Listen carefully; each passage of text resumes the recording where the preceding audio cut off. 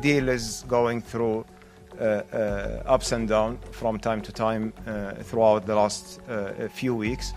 But I think that I'm now more confident that we are close enough to reach to a deal that can bring the people safely back to their homes, whether they are the hostages on Hamas side or whatever the exchange that will take place from the Israeli side.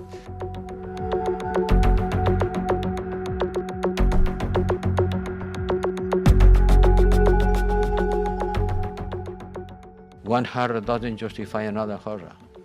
And the pain that you inflict to the children of others will not justify, never, will not compensate for the pain that your children have been suffering. But the contrary, it will create a violence spiral that will come once and again unless we got a peace, a sustainable peace. And that's why the European Union has called for immediate humanitarian pauses.